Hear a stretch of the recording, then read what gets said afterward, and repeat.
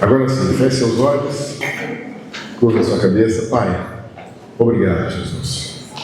Obrigado por este tempo, por este momento. Obrigado pelo culto do pequeno ser. Também obrigado pelo culto dos teens. Obrigado pelo nosso culto aqui. Obrigado, Senhor, porque nós temos espaço, nós temos servos disponíveis para levar a Tua palavra de 3 formas diferentes, para 3 faixas etárias diferentes, Pai. Mas aqui por agora, Senhor, fala conosco, a partir de nós, que o Teu Espírito Santo tenha misericórdia, Pai. Eu, de verdade, eu tomei tanta pancada de você de madrugada que eu não sei nem se eu tenho o que falar aqui hoje. Mas eu tenho certeza que tem alguém aqui que está precisando ouvir alguma coisa Tua, Pai. E vai ser pela Tua misericórdia, porque eu mesmo não tenho nada para entregar para essas pessoas. Por isso, em nome de Jesus, que nossos corações estejam abertos, que as nossas mentes estejam aptas e disponíveis como uma boa terra para ouvir a Tua palavra, Pai.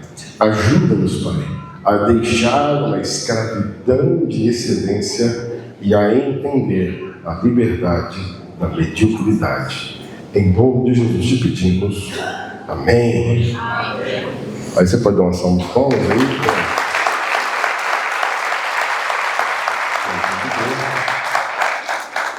Abra a sua Bíblia em Romanos, capítulo 12, versículo 2.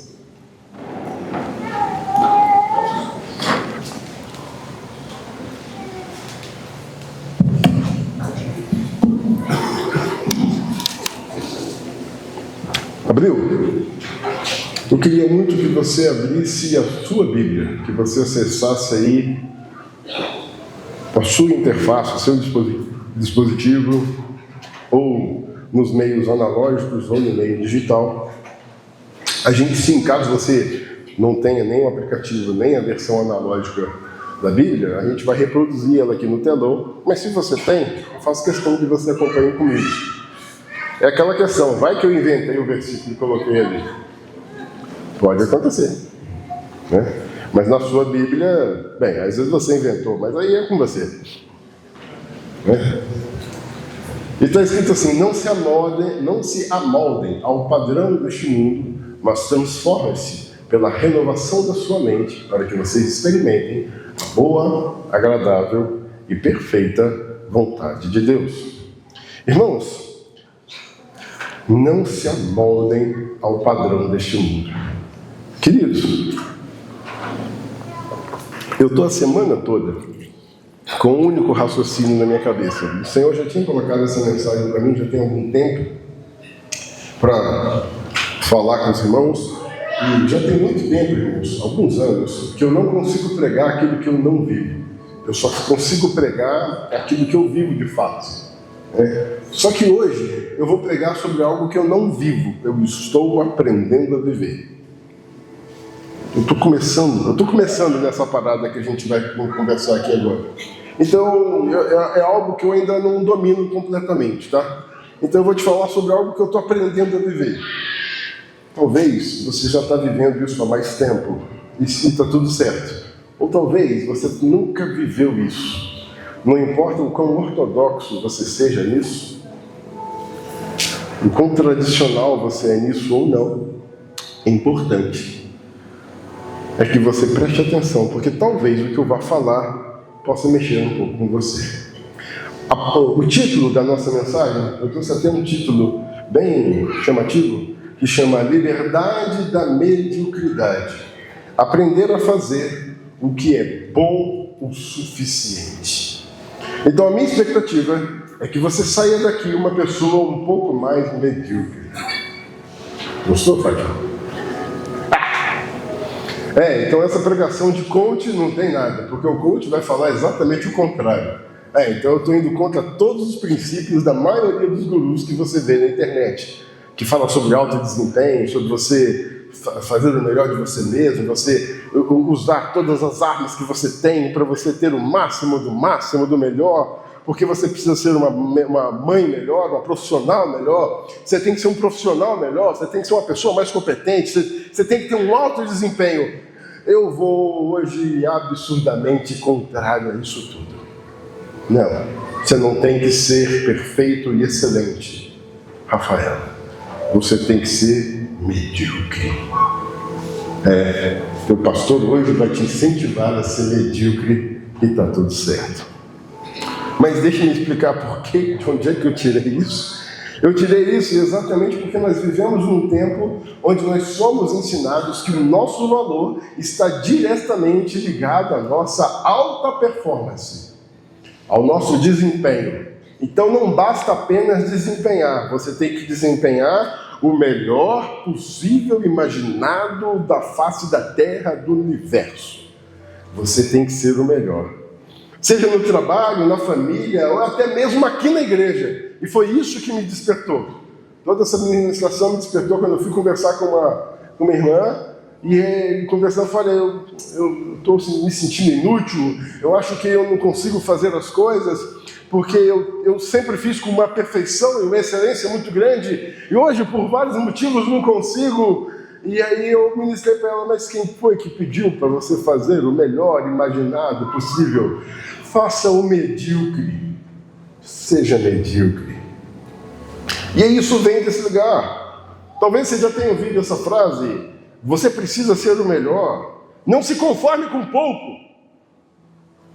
Use as pedras que te deram para fazer uma escada. E essa escada fará você voar. Mas com o meu peso eu não consigo voar. Eu não fui projetado para voar. E aí existe uma teoria, a teoria das 10 mil horas. Você conhece a teoria das 10 mil horas, Medão? A teoria das 10 mil horas é de um americano. Não vou lembrar o nome dele não, é G alguma coisa. Essa teoria, ela diz o seguinte: se você conhecer, se você quiser ser um especialista em qualquer coisa, você precisa investir 10 mil horas nisso. Esse aqui está melhor? Tem certeza? Não vai acabar a bateria, não? Está melhor mesmo, doideira. Então, se você quiser ser um especialista em qualquer coisa, você tem que investir 10 mil horas. Mas não é 10 mil horas um ano, não, é 10 mil horas com aquilo. Você quer ser o melhor guitarrista da igreja C, né, Fábio? Então você tem que investir 10 mil horas. Você quer ser o melhor atleta, o melhor corredor do Brasil, então você tem que investir 10 mil horas. Sei lá, não sei o que você quer fazer, não sei, pode ser um hobby, pode ser uma profissão, você quer ser o melhor do mundo, você tem que investir 10 mil horas. E aí, se você for pela matemática, 10 mil horas dá mais ou menos 20 horas na semana. Não é tanto tempo. 20 horas dessa semana, só que inegociável. Todo dia tem que ter um pouquinho. E além disso, se você quiser ser o melhor do mundo naquilo, não basta apenas investir 10 mil horas. Tem que ser 10 mil horas com qualidade. Você quer aprender instrumento, tem que pegar lá 1, 2 horas por dia, mas tem que ser com qualidade. Se você quiser ser o melhor pedreiro, se você quiser ser o melhor arquiteto, se você quiser ser o melhor estrategista, enfim, 10 mil horas. O melhor massagista, querer competir com alguém aí que eu conheço, que o cara é bom, né? O cara é bom. Ele já tem as suas 10 mil horas, não tem não? Está começando, ele está aprendendo. Isso é o que o mundo diz. O problema disso é que isso é elevado à enésima potência, e você tem que ser excelente em tudo. E é esse o problema. O problema não é você querer ter a excelência e a perfeição em tudo e qualquer coisa. O problema é você querer ter a excelência em todas as áreas da sua vida. Aí você tem que ser o melhor profissional, você tem que ser a melhor mãe, eu tenho que ser o melhor pai, eu tenho que ser o melhor pastor, eu tenho que ser o melhor servo de Deus, eu tenho que ser o melhor filho, eu tenho que ser o melhor profissional. E até nos meus hobbies, eu tenho que ser o melhor. Se eu quiser começar a correr, não basta correr, tem que ter um sapatinho, um tênis de não sei o que, a camisa de não sei o que. Não, eu só queria correr. Não, mas para ter uma melhor performance, você precisa desempenhar de determinado jeito. Aí você vai contratar um coach para poder Não sei se faz sentido. Aí você vai contratar uma mentoria para ajudar você a melhorar a performance de uma coisa que era para você descansar no seu tempo. Eu não sei se faz sentido. Mas nós somos levados a isso. E está tudo certo você contratar o coach para você melhorar em algo que você queira. O problema é quando você quer isso de forma generalizada. O problema, inclusive, é quando você quer isso dentro da casa de Deus. Eu preciso ser o melhor, porque para Deus é o melhor do melhor.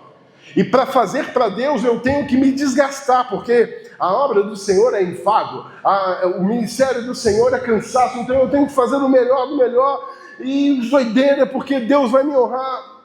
Não é assim que funciona. Não é assim que funciona. Porque o Evangelho, ele nos traz um outro caminho. O caminho da graça e o caminho do contentamento em Cristo. Então eu instauro uma palavra, um termo para dizer isso tudo, que é a escravidão da excelência. E ter a necessidade de ser a autoridade em todos os assuntos. Isso contradiz Romanos 12. O que é imposto a você contradiz Romanos 12, que vai falar que não se amoldem a este mundo. O não se amoldar a este mundo é não ter a forma, não estar conforme, não estar completamente aderente ao que este mundo prega. O desejo da excelência pode se tornar um ídolo quando nós colocamos um esforço nisso maior do que na dependência de Deus. Eu estava lendo um texto essa semana e a imagem que me chamou a atenção era várias pessoas com vários celulares na mão e em cada celular tinha um bezerrinho de ouro. Uau, caramba! É verdade. Hoje, as coisas do nosso dia a dia hoje são os nossos novos bezerros de ouro. Não sei se você conhece essa história. Um dia desses, o povo de Israel estava lá esperando, Moisés tinha ido para cima do monte para conversar com Deus, trocar uma ideia. Acho que o assunto rendeu bastante, ele ficou 40 dias lá trocando ideia. Enquanto Moisés estava lá em cima de boa, o povo lá embaixo não tinha muito o que fazer. Aí falou, não estamos fazendo nada, precisamos fazer um culto. Vamos fazer um culto? Vamos. Para quem? Para Deus? Meio que para isso, mas a gente precisa de uma representatividade, alguma coisa que simboliza Deus. Aí eles chamam um camaradinha chamado Arão. Arão, estamos precisando aqui adorar a Deus, vamos fazer um culto? Poxa, bora, da hora, vamos lá. E aí ele, mas vamos fazer, então, mas a gente precisa de algo que represente, porque a gente está acostumado com o povo lá do Egito, a gente está vindo do Egito, a gente era escravo lá, fomos 400 anos de escravo lá, e lá a galera tinha uns paradas mó da hora. Tinha um sapinho, tinha uns cachorros, uns gatos. Os gatos eram mó da hora. A gente tinha que ter um negócio desse também, tipo um gato. Não, gato não rola, não tem gato aqui. Tem bezerro. Vamos fazer um bezerro? Fizeram um bezerro. Fizeram um bezerro de ouro e começaram a adorar esse bezerro. Quando Moisés acabou a trocação de ideia que ele tinha lá com Deus, ele desceu do monte com as 10 tábuas do 10 testamentos, as 2 tábuas dos 10 mandamentos, ele desce com aquilo lá, ele vê aquele bezerro de ouro, ele dá um ataque de pelanca nele. Bem, um ataque de pelanca é por minha propriedade. Ele mete o louco, joga aquelas tábuas para o alto e fala, o que vocês estão fazendo? Vocês deveriam estar adorando a Deus, estão adorando esse bezerro de ouro. Aí eu e você fica com cara de paspado, olha para esse texto e fala, imagina, povo louco, né? Fica adorando o bezerro de ouro, fica construindo um ídolo. E quantos ídolos nós não temos construído hoje por causa dessa excelência de monitorar eu mesmo, eu contra amigo mesmo, eu tenho que ser melhor do que eu, independente para o que seja. Aí a gente acaba esquecendo por que a gente começou. Aí lembra o papo do coach lá que você contratou para ajudar no seu hobby. Aí você esquece até por que você começou com o hobby. Aí você esquece por que você começou a aprender aquele instrumento. Lá no começo você queria aprender a tocar um instrumento para poder adorar a Deus na sua casa num tempo de qualidade seu. Aí agora você está igual um maluco, querendo melhorar a sua performance, melhorar. E aí você esquece por que você começou. E aquele hobby que deveria ser hobby já não é um hobby, já é trabalho. Aí virou trabalho. Aí você precisa de um hobby do hobby, entendeu? Não sei se faz sentido. Porque tudo é performance. Cristo te chamou para ser livre, não para ser escravo de algo e nem para ser escravo da obra dele. Nesse tempo, agora que eu estou como pastor liderando esta casa, com muitas pessoas eu fui conversar e eu senti um cansaço da excelência. E eu sempre pergunto para a mesma pessoa: quem foi que pediu para você se cansar? Não, pastor, mas é difícil, a obra é dura. Não, está errado. A obra é pesada, sim, mas nós não podemos esquecer por que nós estamos trabalhando e para quem nós estamos trabalhando. Porque se a gente estiver trabalhando com o pastor Abner, tadinho de você, não tem R$1 para te dar. Se você está trabalhando pelo pastor Rafael, tadinho de você, ele não está nem olhando para você. Eu não sei para quem você estava trabalhando ou para quem você trabalha, mas não se lembre por que você começou. Nunca se esqueça, porque se isso está te escravizando, nós precisamos recomeçar para tudo. Um dia desses, com um determinado departamento desta casa, nós fomos conversar e eu recebi um monte de feedbacks exatamente sobre isso. E eu literalmente falei: para tudo, eu não quero mais nada, pode parar tudo, está tudo errado. Até que eu reentenda todos os processos, está tudo parado.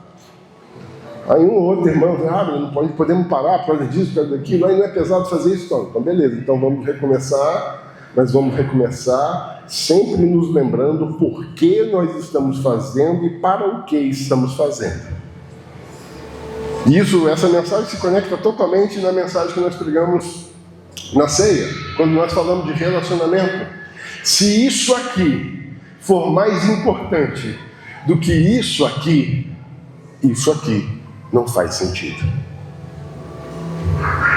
Se o meu relacionamento com você é atrapalhado em função do meu cargo, então que seja destituído o cargo. Vou te contar algo que acabou de acontecer. Faltava 5 minutos para o culto começar. Uma vida me parou ali para me perguntar uma coisa que ela estava com dúvida. Não era nada espiritual, ela não queria conversar com o pastor, ela queria conversar com o Abner, que um amigo dela que era trocar uma ideia de um carro. Não é? E os meninos aqui em cima do louvor, foi bonitinho, que os meninos aqui em cima do louvor, meu desespero, que faltava 5 minutos para o culto começar e precisava trocar um negócio com o pad que eles não sabiam fazer. Abner, você ajuda a gente? Ajudo. E aí começamos a trocar ideia.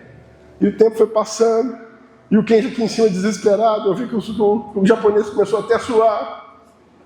E ele no desespero, aí quando eu acabei de falar, eu olhei para ele: Abner, um negócio. Beleza, vamos lá. E na hora, eu até me culpei um pouco. Falei: caramba, cara, eu deixei o pessoal esperando em função da vida. E aí Deus me lembrou: quem é mais importante? Não, o culto pode atrasar 10 minutos, mas eu vou dar atenção para essa vida e pronto, acabou. O relacionamento não pode ser mais importante do que o trabalho. Porque senão o trabalho na casa do Senhor não faz sentido. É isso. Também não estou falando para você ficar à toa em casa, não estou falando para você ficar só sentado no banco. Existe trabalho a ser feito e nós vamos executá-lo. O problema é quando nós colocamos isso como essa excelência de perfeição como um ídolo. Porque, inclusive no ordinário, há necessidade de produtividade. Lá em Provérbios, depois você lê com mais detalhes, Provérbios capítulo 31, é o último capítulo, lá entre o versículo 10 e o versículo 31. Vai descrever uma mulher valorosa, uma mulher valiosa. Só que esse texto não está falando sobre mulher, sabia?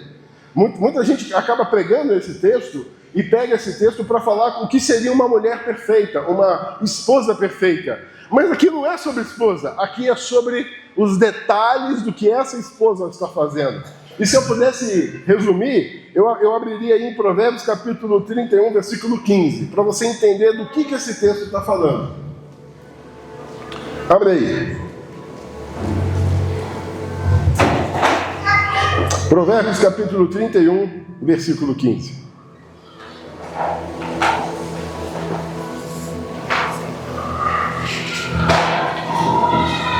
Abriu?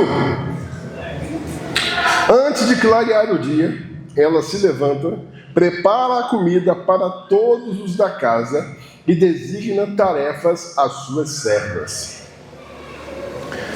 Todo o capítulo, toda essa parte desse capítulo 31 é destinado a falar sobre uma mulher que está fazendo o ordinário, só que ele está fazendo o ordinário com perfeição. E perfeição é diferente de fazer o melhor possível, é diferente de gastar todos os recursos. Perfeição é fazer aquilo que se precisa fazer.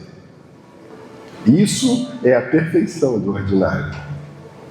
Então uma mulher sábia, um esposo sábio, não vim aqui falar de casamento hoje, a gente vai ter essa oportunidade, mas uma mulher sábia é aquela que faz o ordinário bem feito. Um esposo sábio é aquele que faz o ordinário bem feito. Sempre lembrando, e aí só dando um toque para você que é casado, existe um equilíbrio entre essas coisas. O ordinário não é só da mulher.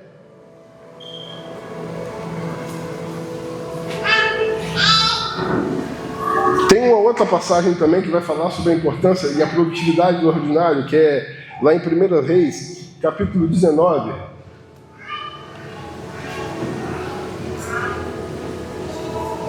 Eu estou invertendo? Obrigado. Obrigado pelo toque aqui. Falei o contrário. O trabalho, ele é mais importante que o relacionamento. Não, o relacionamento é mais importante que o trabalho. Perdão. Estou pegando, já pensando na próxima frase, acabo falando besteira.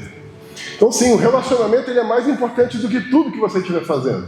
Inclusive do seu ordinário. Eu levanto, faço café, levanto, faço café, levanto, faço café. Só fazer um café pelo café não adianta se você nunca tomou café com a sua esposa. Não, mas eu já deixo tudo pronto para ela. Todos os dias eu levanto, eu faço café, eu deixo tudo pronto para ela. Mas nos 7 dias da semana você nunca toma café com a sua família. Não, mas eu deixo pronto. Mas a sua família quer você, não o seu trabalho. Eu estou com pavor daquela história de... Não ia nem falar disso, mas...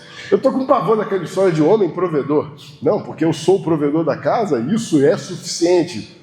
Não, meu querido, isso é um trabalho. Existe muito mais do que só trazer o dinheiro para casa. Existe o tempo de qualidade com a sua família. Senão você só está trabalhando pelo vazio, por uma existência que não vai te levar a lugar nenhum. Às vezes é até melhor diminuir um pouco a renda da casa para que você possa ficar mais tempo com a sua família. Alguns aconselhamentos que eu estou fazendo nos últimos tempos para alguns casais, e eu sempre identifico exatamente esse problema. Nós precisamos pagar nossas contas, por isso trabalhamos tanto.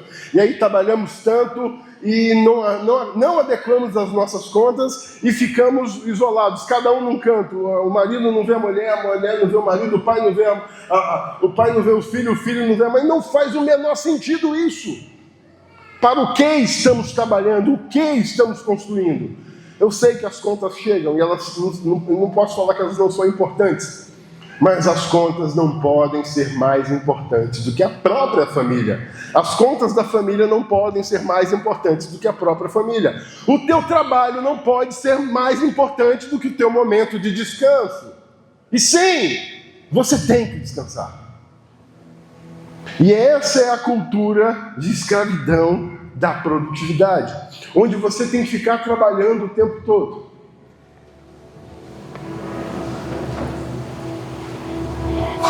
É um peso pela busca do melhor, é um peso pela busca de ser o melhor. É um cansaço. E esse gera um cansaço, gera um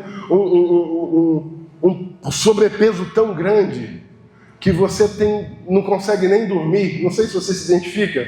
Você deita na sua cama e você não consegue dormir, você não consegue descansar. Por quê? Porque enquanto você se deita, você já começa a pensar no próximo dia, nas coisas que você precisa fazer. Eu não sei se faz sentido viver assim. Porque a minha palavra diz o seguinte, a minha palavra em Mateus 11 diz o seguinte: venham a mim todos que estão cansados e sobrecarregados, e eu darei descanso a vocês. A gente lê esse texto, a gente gosta, uau, eu posso descansar no Senhor. Não, você não pode descansar no Senhor, você precisa ter Ele. Não há descanso no lugar onde você está. Não há descanso no turbilhão de coisas que você se propõe ou quer fazer. Não há descanso na superprodutividade. há descanso nos braços de Cristo. E para acessar os braços de Cristo, você precisa sair de onde você está e ir até Ele. Deus não vai lá no meio do seu trabalho falar com você, é você que vai ter que parar o seu trabalho para falar com Ele. Deus não vai no meio da sua escala, não, porque eu estou fazendo, Deus está vendo o que eu estou fazendo. Não, você não dá tempo de Deus te enxergar, você não para. Essa escravidão da excelência está acabando com você e quase me destruiu. Quase me destruiu. Quais são as consequências? Então a gente falou muito sobre o que é a escravidão da produtividade, mas quais são as consequências? O primeiro, excesso de cobrança, o cansaço, exaustão, frustração e muitas das vezes afastamento do chamado e do propósito. Sim, querido, eu sou prova viva disso, tá, Tássia? Dá para se desviar estando no púlpito. Eu sei, eu consegui fazer isso. Dá para se desviar dos caminhos do Senhor estando pregando aqui em cima. Dá, eu consegui fazer isso.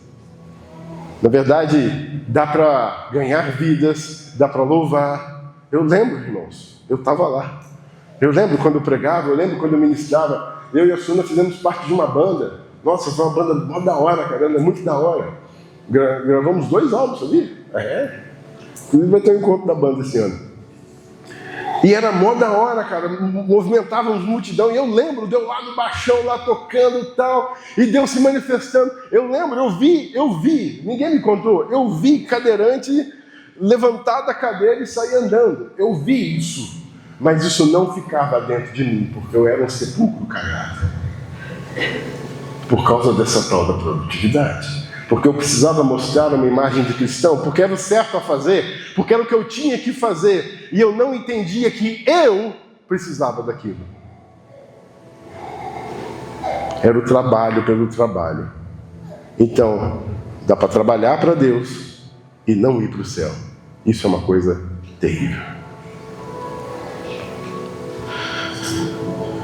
E essa paz que você acaba não alcançando, porque, lembra quando eu falei? Quando você vai se deitar e está na doideira lá e não consegue... E aí precisa de um calmante, aí você precisa de um calmante para dormir e ao mesmo tempo tomar um outro remédio para acordar, que senão você dorme demais. Aí durante o dia você precisa tomar um ansiolítico porque o seu pensamento não termina, não para. Pelo amor de Deus, deixa eu só fazer um disclaimer. É bênção procurar um psicólogo, tá? É bênção procurar um psiquiatra. Não é demérito você procurar isso. Se você precisa, se você entende que você precisa, procure. Se você não entende que você precisa, procure assim mesmo, só para ter certeza. Procure ajuda. Não, você não vai sair disso sozinho, porque eu também não saí disso sozinho. Eu estou há 3 anos sendo acompanhado por todos os irmãos no culto de quinta-feira. É o meu principal momento terapêutico. E por muito tempo eu fiz terapia, por algum tempo eu tomei remédio sim, numa consulta com psiquiatra, porque eu precisava. É bênção. O conhecimento humano ele está aí disponível para que nós acessemos. Se você precisa de ajuda, procure ajuda. E se você quer uma continuidade de ajuda, procure-nos da quinta-feira. A quinta-feira não é só para doente, tá? Não é só que você está lelé da cuca que você vem na quinta-feira. Apesar do pessoal que vem na quinta-feira é meio diferente. Estou brincando.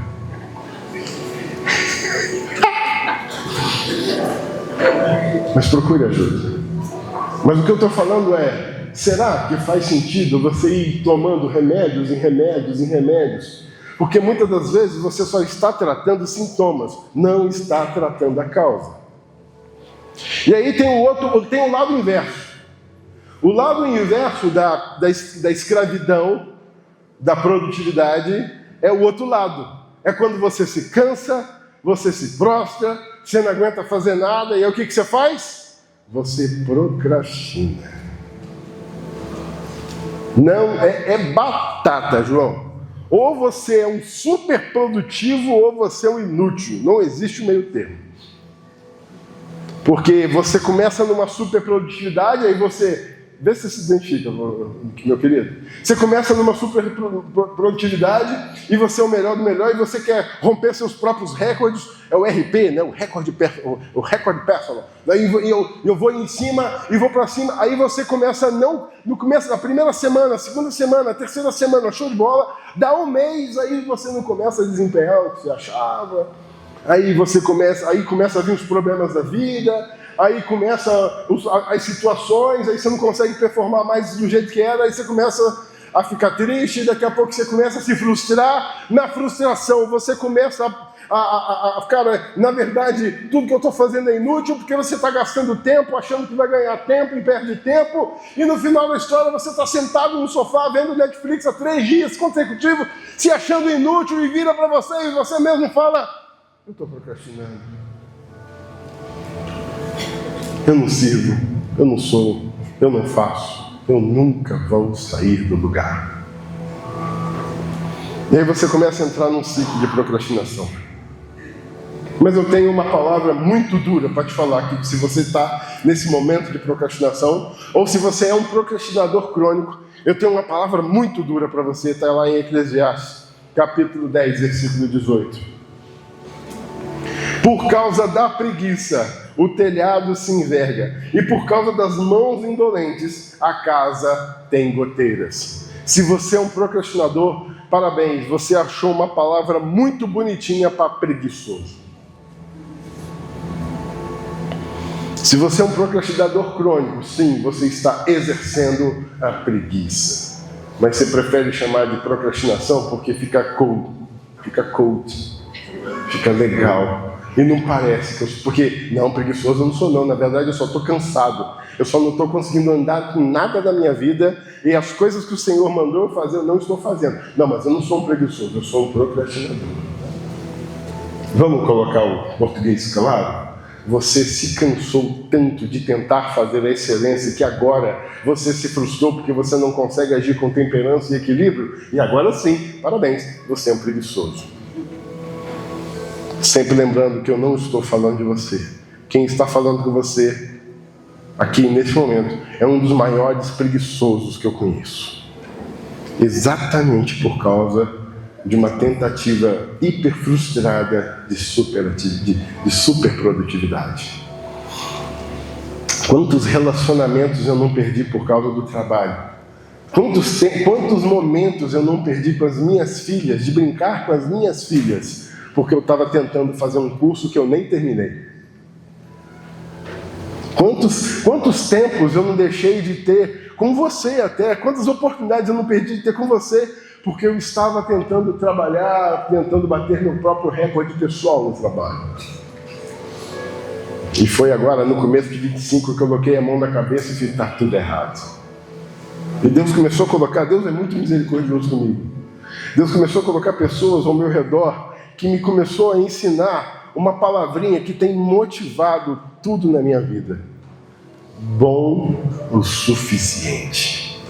Eu não preciso ser super produtivo. Eu não preciso ser o melhor do mundo. Eu só preciso ser melhor do que eu mesmo em algum momento, de alguma área, e em tudo eu tenho que ter uma palavra chamada parcimônia, equilíbrio, temperança. E esse equilíbrio e essa temperança vai vir quando eu entender o bom o suficiente. O contentamento em Deus. Porque na contramão desse mundo a gente tem João 15:11, que fala assim: tenho dito essas palavras, para que a minha alegria esteja em vocês, e a alegria de vocês seja completa. Deus me é suficiente. E essa suficiência, ela não sobra e nem falta. Você já reparou isso? Deus, ele é medido na sua vida. Deus não te abençoa demais, porque Ele não te dá tudo que você pede. Mas Deus não te abençoa demais, porque na prática não te falta nada. Então Deus, ele tem um negócio que eu estou perseguindo de tudo quanto é jeito. Ele sabe a medida correta a medida correta e precisa para te abençoar de uma forma a não faltar e nem sobrar. Eu estou falando de equilíbrio em todas as coisas. Eu vou te dar exemplos meus. Vai eu me expor aqui para todo mundo. A gente vai almoçar A gente vai, vou almoçar e tal. Então eu vou lá, eu compro o mercado inteiro para o almoço. Sobra para o almoço. Era comum de fazer o almoço de domingo, quando a Sunamita mandava eu comprar as coisas, é coisa que vai ter para o almoço de domingo, para a janta de domingo, para o almoço de segunda e para o almoço de terça-feira. E sobra para o almoço de terça-feira, porque a Sunamita não aguenta ver aquilo mais na segunda-feira e eu acabo tendo que comer na segunda e na terça. Sobra. Tudo que sobra é desperdício. Todo esforço colocado a mais é desperdício. Todo recurso colocado a mais é desperdício. Todo tempo colocado a mais é desperdício. E a gente desperdiça tanto querendo a perfeição, achando que por colocar mais, por nos desgastar mais, por gastar mais, nós sim teremos a perfeição. Isso não é perfeição, isso é desperdício. E aí tem um problema, porque tem os frutos do Espírito, e os frutos do Espírito ele vai falar o contrário. Lá em Gálatas 5:22 vai falar sobre as novas virtudes, ou os novos gomos do fruto do Espírito. Ontem nós tivemos a oportunidade de ministrar lá do fruto do Espírito também. Ministramos lá na casa de Emaús sobre o fruto do Espírito. E eu vou trazer só 2, não vai dar tempo de a gente falar os 9. Primeiro é a alegria. Depois você vê lá o amor, paz, longanimidade, mas eu vou falar só sobre 2. Que nos ajudam a ter esse contentamento, nos ajuda com esse bom suficiente. A satisfação. A alegria é a satisfação que excede a circunstância, um contentamento do Senhor. É você estar satisfeito com aquilo que o Senhor já te deu, com aquilo que você já é. Eu sei que você não tem tudo que você quer, mas Deus já proveu tudo o que você precisa. Alegre-se nisso. Filipenses 4:4 vai falar: alegre-se sempre no Senhor. E direi inclusive novamente: alegre-se. Seja contente, esteja em contentamento com aquilo que o Senhor já te deu. E o outro gomo do fruto que eu queria mencionar é o domínio próprio, que aí vai ter muito a ver com esse bom o suficiente. Saber controlar desejos, impulsos, emoções com moderação. Ser temperado. Você não precisa ser o melhor do mundo. Você só precisa ser um tijolinho melhor do que ontem. E já está bom demais. E se não der conta de ser um tijolinho, faz metade do tijolinho. Faz um quarto do tijolinho. Faz um filete do tijolinho. Só não pode ser igual ontem. Deus nunca te chamou para ser intenso. Deus te chamou para Ele. Deus não falou sobre intensidade. Ele só queria que você fosse para frente.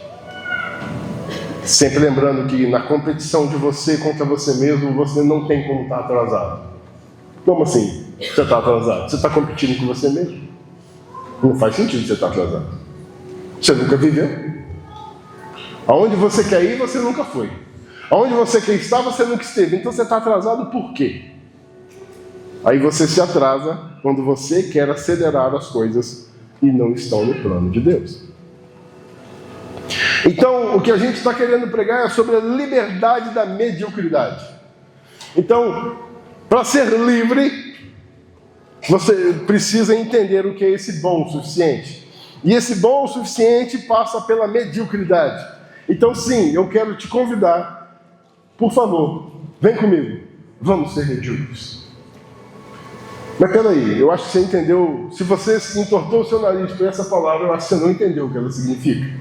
Ser medíocre não é fazer de qualquer forma. Ser medíocre não é fazer de qualquer jeito. Ser medíocre não é faltar. Ser medíocre é diferente. A exata média, a mediana entre sobrar e faltar. É o bom o suficiente.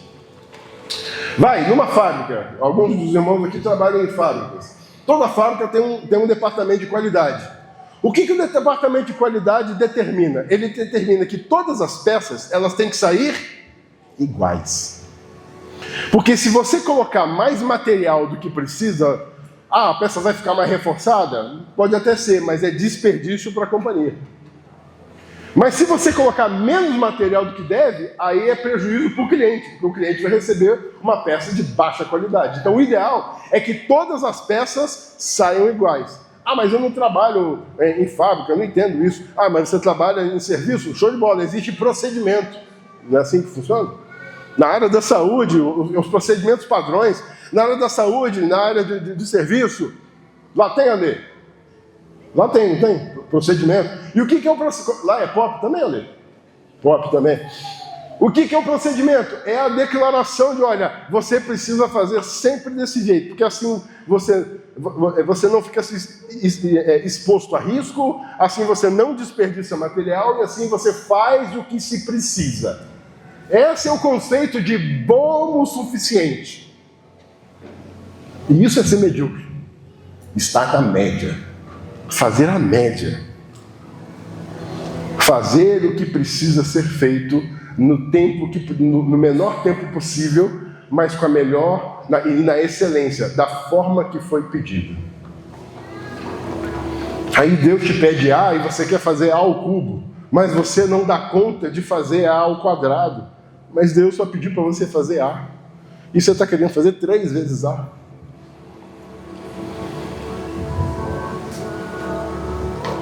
Lá em Filipenses 4, versículo 11, fala assim: aprendi a viver contente em toda e qualquer situação. Paulo aqui ele está falando que ele passou por vários problemas. Ele passou por faltas e também passou por sobras. E ele aprendeu a estar contente em qualquer situação. E nós nos contentamos por qualquer motivo. Bom o suficiente. Bom o suficiente. E é estranho porque o paradigma bíblico ele vai falar diferente. Ele vai falar, por exemplo, lá em Lucas 16, 10. Quem é fiel no pouco, também é fiel no muito. E quem é injusto no pouco, também é injusto no muito. Você quer fazer 2 vezes mais do que você consegue, mas você não fez nem o mínimo. Você não fez nem a média. Comecemos pelo começo. De novo, quando eu vou conversar com os irmãos, e a gente tem muitas grandes ideias, muitas boas ideias. É maravilhoso as ideias que nós temos. Mas a primeira coisa que eu sempre coloco em pauta, como é que nós podemos começar da menor forma possível, gastando os menores recursos possíveis. Porque nós primeiro, antes de fazermos tudo o que nós gostaríamos, nós temos que começar. E nós vamos começar pelo começo. Se é pequenininho, só para 2 pessoas, só para 1 pessoa, só para meia pessoa, não tem problema. Porque sempre vai faltar. Sempre vai faltar recurso. Aqui na igreja não é muito diferente da sua casa não, tá? Sempre vai faltar tempo, sempre vai faltar gente e sempre vai faltar dinheiro. Sempre vai faltar. A gente sempre quer fazer muito mais. Mas a pergunta é, como é que nós podemos começar? Porque sendo fiel nesse pouco, e gradativamente iremos melhorar. Você que gosta, se você não conhece, dá uma estudada lá, não vai dar tempo de eu falar não. Eu trouxe aqui para falar, mas não vai dar tempo de falar não. Sobre o ciclo PDCA. Aí você curtiu. O ciclo PDCA, que é um ciclo de desenvolvimento, um ciclo de melhoria. Você começa pequenininho, mas aos poucos... Manjou, né, Fábio? Você começa pequenininho, mas aos poucos você vai melhorando, você vai incrementando, você vai evoluindo. Você começa pequeno, você não vai ser pequeno eterno, mas você começa pequeno e vai aprendendo, e vai melhorando, e vai evoluindo. Esse bom o suficiente, ele não é do mesmo tamanho. Ele vai acrescentando a cada dia um pouquinho mais. Lembra da história do tijolinho? É por isso que eu falo tanto do bendito do tijolinho. É 1 tijolinho por dia, só que hoje é 1, e daqui a 10 dias é 10. É 10 vezes mais tijolinho do que ontem. Mas não adianta eu querer colocar 10 tijolinhos hoje. Eu só coloco 1 por dia. Bom o suficiente. Bom o suficiente. E para terminar, nós temos uma visão errada de Deus. Quando a gente fala que Deus vai te abençoar e Ele vai te fazer algo incrível que você não pede e você imagina, mas Deus tem um procedimento padrão também, sabia? Ele tem um jeito dele de trabalhar. E eu trouxe até uma frase bacana sobre isso. Deus não desperdiça nem economiza. Deus é eficiente e eficaz. Deus, ele não desperdiça nada na sua vida. Porque quando você acha que Deus vai te dar, e é comum, tá? Deus começa a derramar sobre sua vida, e você, nossa, Deus é muito bom, eu estou transbordando. E preste atenção, presta atenção. Toda vez que Deus começa a transbordar na sua vida, imediatamente vai acontecer o seguinte: uma outra pessoa que está precisando vai chegar perto de você, e isso que estava sobrando, você começa a derramar sobre ela. É por isso que então, não é que sobra. As bênçãos recalcadas, sacudidas e transbordantes do Senhor, não é para sobrar na sua despensa, não é para sobrar na sua casa, é para que você possa compartilhar com o outro irmão. E aí, quando ele está vazio, aquilo que sobrou não vai encher ele, vai encher um pouquinho. Só que aquilo que chegou até ele vai começar, uau, eu preciso desse Deus também. E ele começa a buscar, aí Deus começa a encher, daqui a pouco está transbordando, e ele começa a abençoar outra ovelhinha. E é assim que essa igreja vai crescer. Transbordando na sua vida, você alimentando outra pessoa, que vai transbordar na vida dela, e você vai compartilhar com outra pessoa. É assim que nós vamos crescer. Nós vamos crescer de tijolinho em tijolinho, de obreiro em obreiro, de ovelha a ovelha, tijolinho por tijolinho. Porque ele é eficiente e ele é eficaz. Talvez você não conheça muito bem essa palavra, então eu trouxe 2 exemplos. Eu trouxe um exemplo só. Aí os maridos... desculpa, tá? Desculpa. A sua esposa pediu para você pintar a casa. Aí a esposa já vai dar aquele toque em você, ó. Deus está falando contigo, irmão. A esposa pediu para você pintar um cômodo, pintar uma casa. Né? O que é ser eficaz? Eficaz é você conseguir pintar a casa. Levou 6 meses para você pintar uma parede, mas foi pintada. Levou mais 1 ano para você pintar a casa. A mulher ficou falando com você o tempo todo, mas o que você vai falar no final? Você pediu, eu pintei. Levou 1 ano, mas eu pintei. Aí quando ela vai falar com você, primeiro, você levou 1 ano, você gastou um monte de tinta, porque você foi comprava tinta, depois você achava uma outra tinta melhor, você comprava outra. Ou seja, você gastou mais do que você podia, e você gastou mais tempo do que você podia. Mas sim, o seu resultado foi atingido, então você foi eficaz. A eficácia, então, é atingir um resultado. Fazer. Está feito? Eficaz. Mas essa palavra não pode andar sozinha, porque Deus também não é eficaz. Deus não deixa sobrar. Deus faz na sua vida, mas Ele não deixa sobrar. Ele faz de forma eficiente. E o que é eficiência? É fazer no menor tempo possível, gastando a menor quantidade de recursos possíveis. A eficiência não está nem aí com o objetivo. Ela está aí para ser econômica. Eu não gosto da palavra econômica nesse sentido. Eu gosto mais de diligente. Ou seja, gastar aquilo que é necessário. Não é gastar menos, é gastar o que se deveria. Em tempo, em quantidade de recursos e recursos financeiros. Mas a eficiência não olha para o objetivo. Então, dá para você...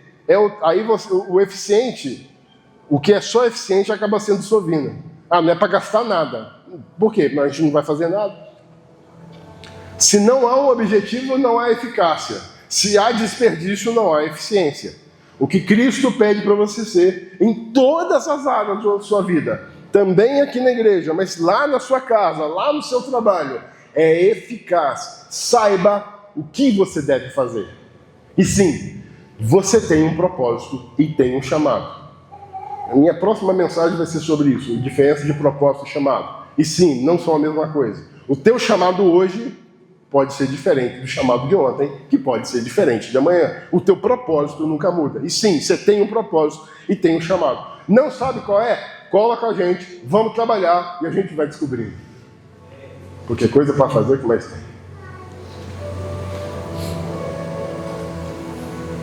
Mas não basta apenas saber o seu objetivo, é necessário você fazer com eficiência, fazer do jeito certo, na proporção certa, com o recurso certo, no momento certo. Aí você não se cansa e precisa desesperadamente lá abandonar tudo, porque você não está aguentando. Vamos colocar os tijolinhos? Nós precisamos colocar tijolinhos. Não dá para você abandonar sua casa e sua família. Não dá para você abandonar aquele projeto que você tinha. Lembra daquele projeto? Nós estamos em agosto, ainda dá tempo. Ah, mas eu já perdi muito tempo. Estou nem aí com o tempo que você perdeu. Vamos remir o tempo começando de agora. Mas o meu projeto, Abner, era para, em dezembro de 2025, eu ter conquistado tal coisa. Mas quanto que você planejou? Eu planejei lá em janeiro. Então, nesses poucos meses, nesses 5 meses, você não vai fazer o que você não fez nesses 4 meses, você não vai fazer o que você não fez em 8. Mas dá para recomeçar, dá para replanejar, começarmos de agora e vamos avançar. Um tijolinho de cada vez. O que é que o Senhor colocou para você fazer? Quais eram os planos que Deus tinha para você? E você começou lá, super, hiper, mega, blaster, eficiente, e agora você está frustradão, está procrastinando, está largadão, porque lá em junho te aconteceu uma pedrada no meio da cabeça, e você parou, e você paralisou, e agora você não quer saber de mais nada. É tempo de recomeçar, mas de forma temperada, com alegria e com domínio próprio, bom o suficiente. Feche seus olhos, cubra sua cabeça, em nosso destaque.